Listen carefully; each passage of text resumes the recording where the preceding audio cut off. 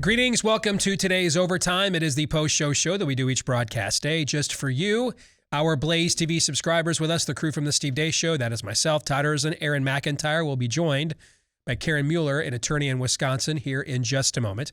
We stick around after the daily program to give you a little mini bonus exclusive as a way of saying thank you for subscribing, but then also because there's always something we didn't have time to get to during the daily program, so we set it aside to give it the time it deserves here in the Overtime. One of the things we've been stressing on the show for the last couple of weeks is the importance of access to early treatments for COVID. As we watch the vaccines at the very least wane, if not fail in real time. And then even when they do work, you are looking at, because of the waning, reoccurring reinjections. That has never made early treatments even more important than they are right now. But that's a fight to get access to them. Last year, we got introduced to Karen Mueller during the fight over election integrity. She's an attorney in Wisconsin, and she uncovered the true origins of those infamous drop boxes and voter pickups at 4 a.m. that we all saw during the election last November. Well, she now has been working on another case involving early treatments there in Todd's former home state that has gone all the way to the state Supreme Court, and we want to welcome Karen Mueller back here to the show. Karen, how are you? I'm pretty busy. Basically, there's not enough attorneys that are working on these issues. And so it's pretty challenging to have the resources to commit to the need. And it's overwhelming, whether we're talking about masks in school, whether we are talking about people losing jobs around the state, or now what I've been working on is pretty much life and death.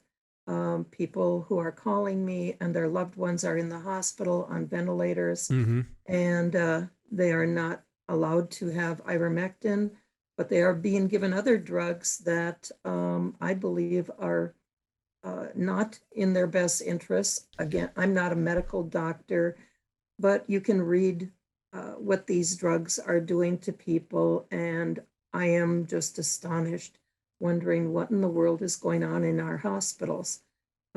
I had one patient that, or client, this was the nephew of a person by the name of John Zingheim, and he was over in a Milwaukee hospital and had been in the hospital since about the middle of September, and then ended up on a ventilator. But before he went on the ventilator, he had asked his family to try to get ivermectin for him. And the POA, which is his nephew, started working on it, both he and his wife. And they've been some real warriors in the battle to keep their uncle alive. And John does have two young adult children, and they lost their mother a year ago. And so the nephew, Alan Gall, is trying to do the best he can for them and for his uncle, and has run up against numerous roadblocks. I had never done this type of issue before, and the family had also reached out to a lawyer out in New York who has done a number of the cases, and his name is Ralph Larigo. And so they decided to have the New York attorneys come in and argue the case, because we had decided to go into the courts in Waukesha County, Wisconsin. And what happened there was that Ralph had come in and argued the case before the circuit court. And at some point, it looked like we were losing the judge. And I decided to step in and argue also that in the spirit of right to try, that we should be able to allow Mr. Zingheim to try the ivermectin. And in addition, we were faced with a hospital that was putting out evidence that on the one hand talked about patient safety being a concern with ivermectin. And then in the same evidence sheet, it talked about, but go get your vaccines. And what we know, of course, is that at least according to VAERS, we have at least 17,000 deaths as a direct result of the of the vaccines, and we believe that that number is probably grossly understated. So that pretty much brings us up to the court. All right. So you get this case all the way to the state Supreme Court, Karen. How did they rule? Well, first of all, I have to back up and I have to tell you that what happened is we did end up winning at the circuit court. Mm-hmm. And so we won that decision, the right to give John Zingzheim the ivermectin as long as we brought in our own doctor and had him credentialed and waived liability, or made sure that, you know, there was no liability for the hospital if we did that. And what happened is that before we could get the doctor in there, the Court of Appeals took the case. And what they did is not only did they take the case on the larger issue, but which was regarding oversight of the judiciary into these questions at all, as to whether they had the power, the authority to do that.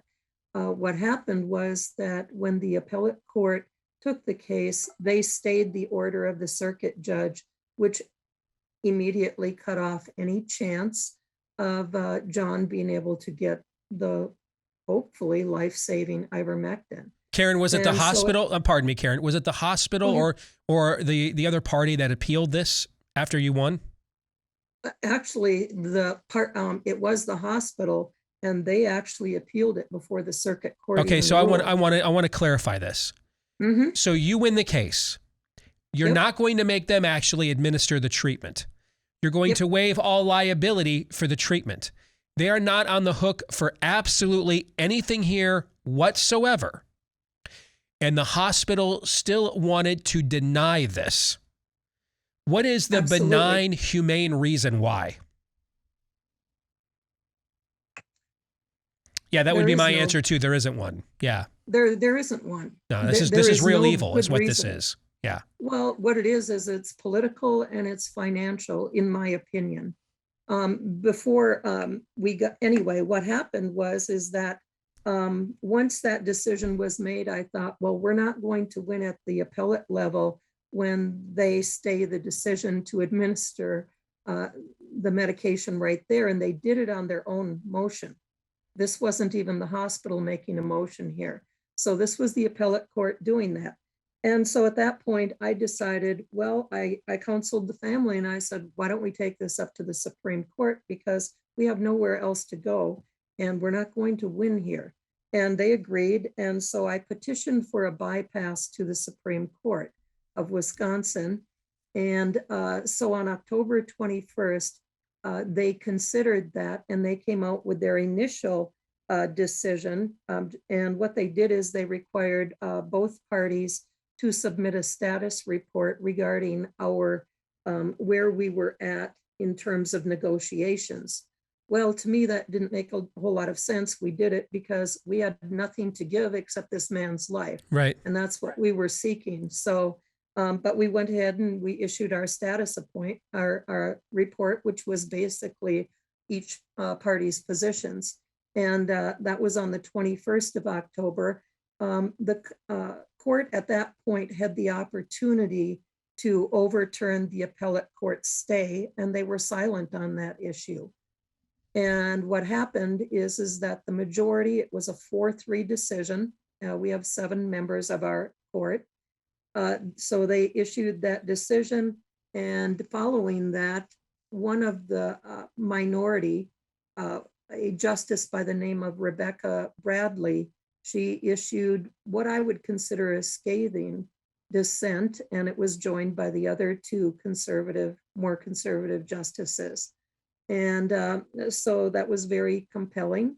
And then what happened again on the following day, or I should say on the 25th of October, which was the following Monday. So we waited the whole weekend, wondering if John was going to be alive still.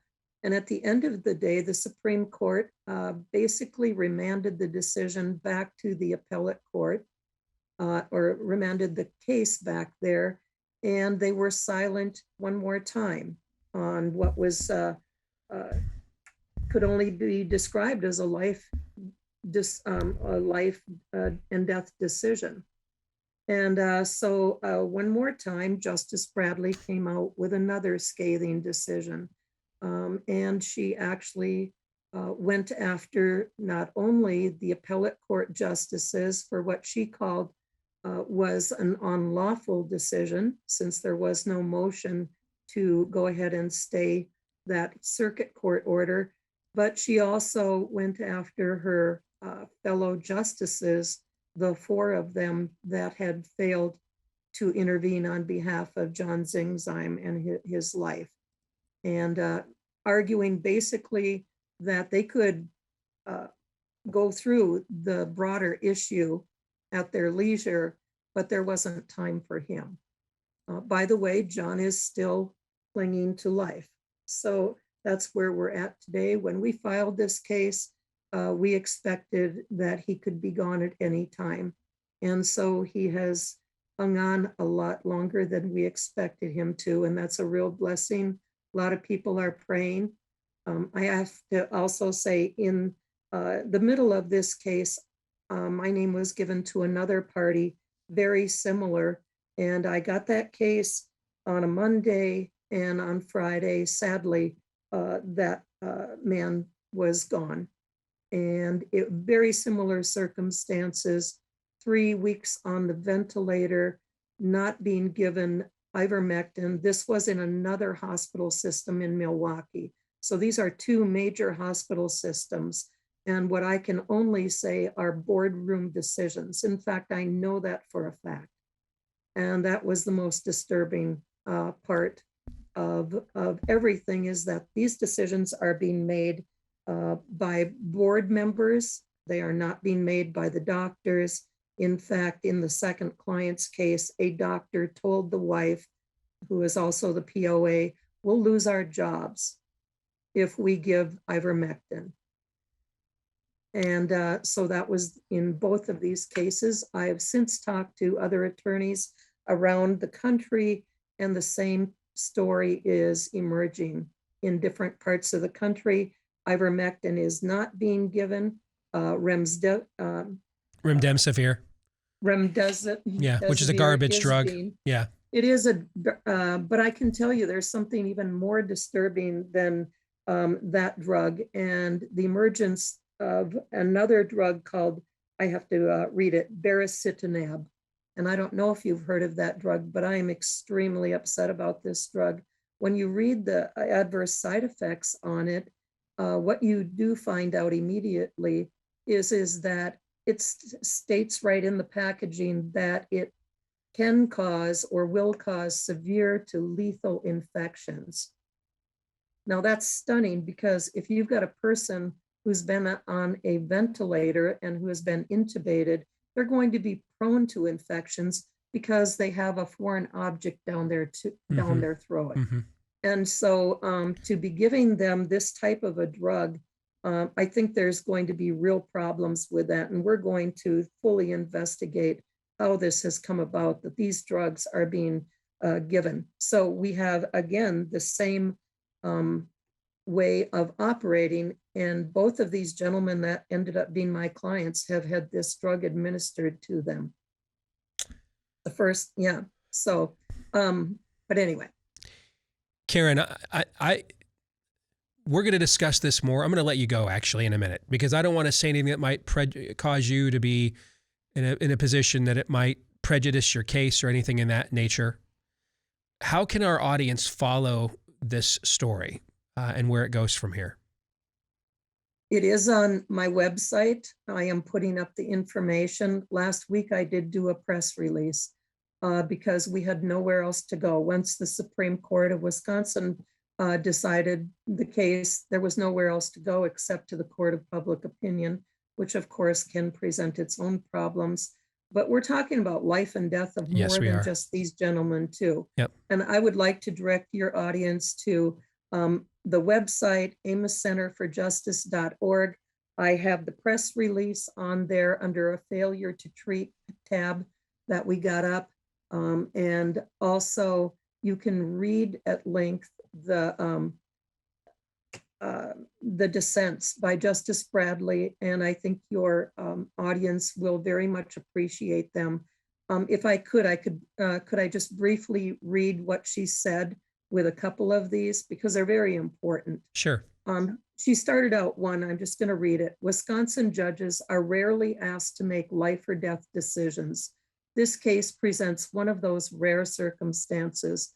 The circuit court made a decision on the side of life. The appellate courts chose the irrevocable and irreversible alternative, but nothing in the law compelled it. In her second statement, she had said in the second dissent, she said, justice delayed is justice denied. For John Zingsheim, justice delayed is a probable death sentence. While appellate courts have all the luxury of time to ponder the law, Mr. Zingsheim fighting for his life does not.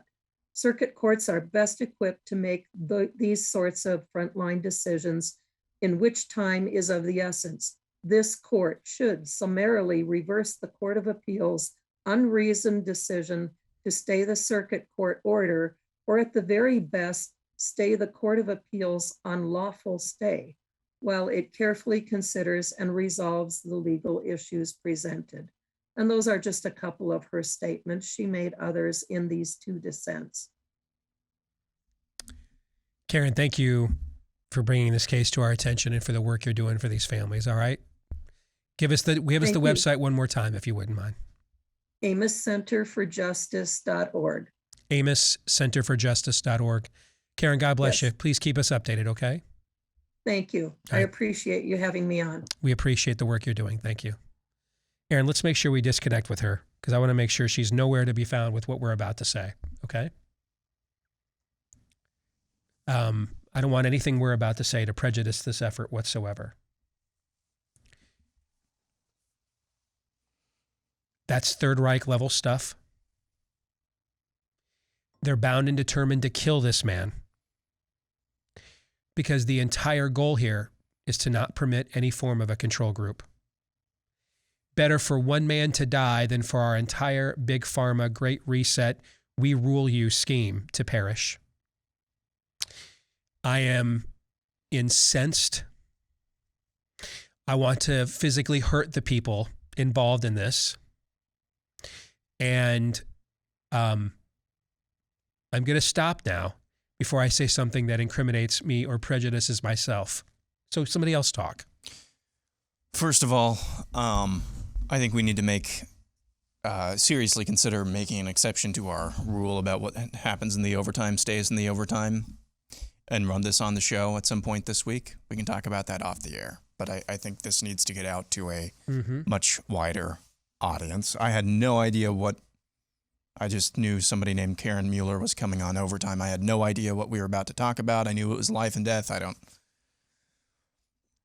Do you really think that 4 Supreme Court justices on the Wisconsin Supreme Court are really in with the Klaus Schwab et al.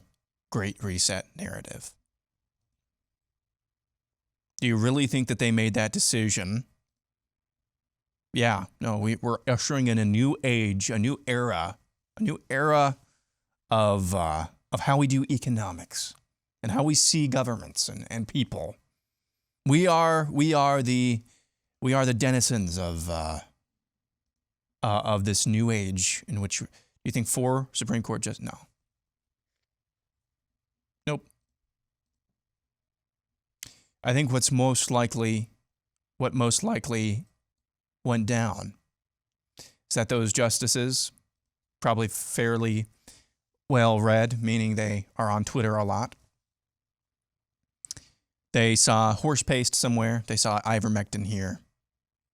And they thought, this guy's a rube. He deserves to do that. He deserves to die for being a rube.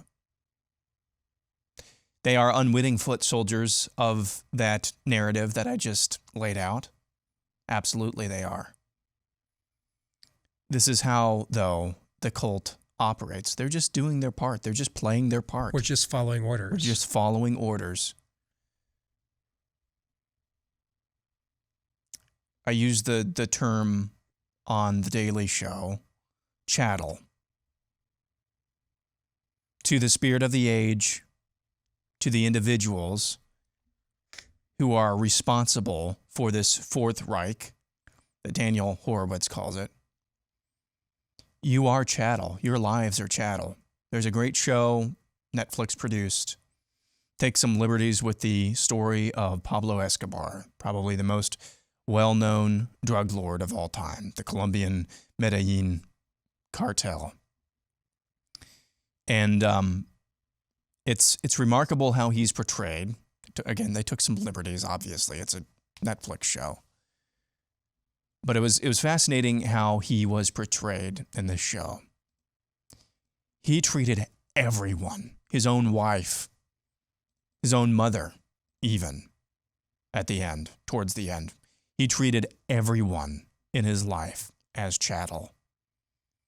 It's just that to those closest to him, he needed more out of them, so he treated them differently. But the people in the slums, those were the real chattel to him. He could make any of them on any given day feel like $1 million. In fact, he gave all of the slums millions of dollars of drug money. Just would go out, would buy a new soccer stadium, build a new school, build a new church, I think even in one, just made it rain. But yet, at the end of the day, he ended up killing so many of those people, murdering so many of those people, either personally or his henchmen, killing all of those people. But it wasn't until basically the entire country's apparatus started tracking him down that he felt the walls truly closing in. The people of the slums could have gotten rid of him easily if they would have just stood up and said no.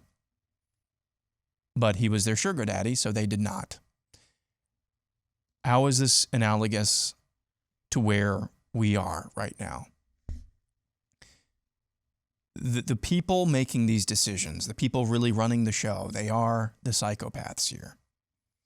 They are only aided and abetted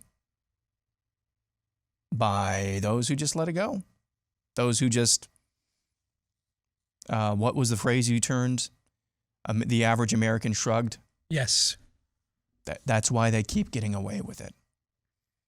Whether it's because we're on the take ourselves, corporately, collectively as a people, or we just can't be bothered because they're too powerful. All the while, though, they go on treating you, the sheep, like chattel.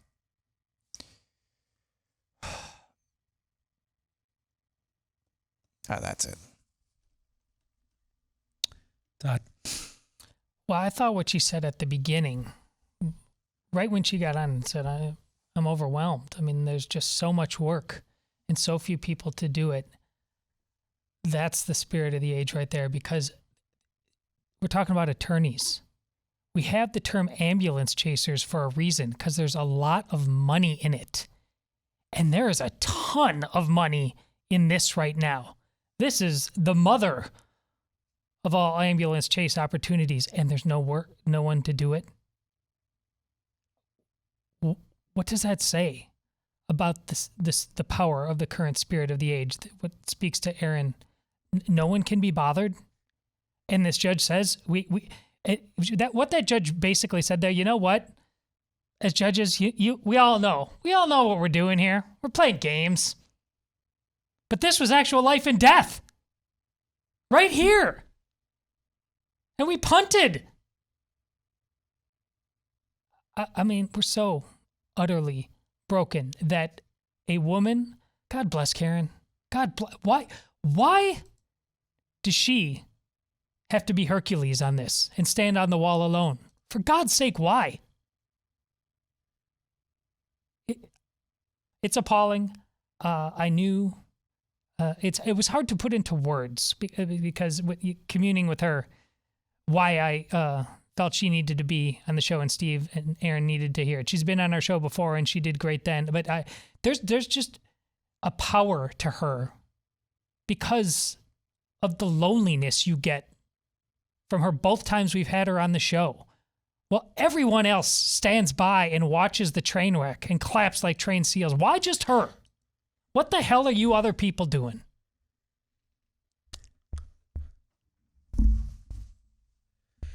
We're going to, because we're recording this in real time, we're actually going to make this available for everybody to watch.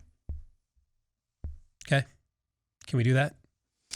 Yes, if we want to run it on the show tomorrow too, that's what I would say we can do as well if we have time. But we can put it out there as well. All right, let's make it available for everybody to watch because I don't know if we have time on the show tomorrow with what we have lined up. Wednesday. Wednesday's a Because possibility. of the opening you talked about. Yeah, we might even just run it again. Actually, in fact, put this up for everybody to see, and then we will run this on Wednesday as well. Okay. I just want as many people to see this as possible because, folks, this is what's in my email inbox every day. Every day. Every single day is a note like this. That's why we're giving you websites like ivermectinken.com, earlytreatmentreport.com, pushhealth.com, 7cells.com. They're trying to kill you. If you get in the way of the narrative, you will not be permitted to be the control group. They will kill you if you let them.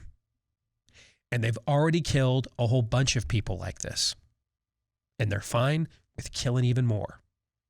And the more you see the vaccines wane in efficacy or not, if not outright fail, the more Nero, the more blatant disregard human life Nero will have.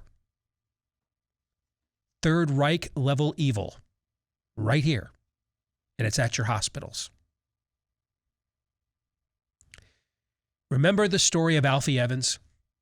Yes. Do you remember that story a couple of years ago? Yep. British hospital. The British hospital, the young boy, the parents did not want him taken off. Exactly what this reminded me of. And I sat there at the time and wondered, no one resigned? There wasn't, not one member of that entire hospital thought there's just something wrong with this, right? In hindsight, boy, how many of those stories now, and we talk about that this is not an outlier, it's a harvest. Talking about COVID stand, that we were groomed, we were prepped for this. How many of those Alfie Evans stories, Terry Schiavo stories that happened early on in our careers, and now you can kind of see they were the gateway drug to get us to this place.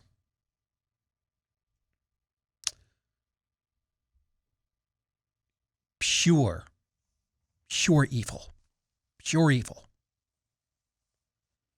That will do it for today's Overtime. We will be back at it again tomorrow, noon to 2 Eastern, right after Glenn Beck here on Blaze TV. Until then, John 3:17.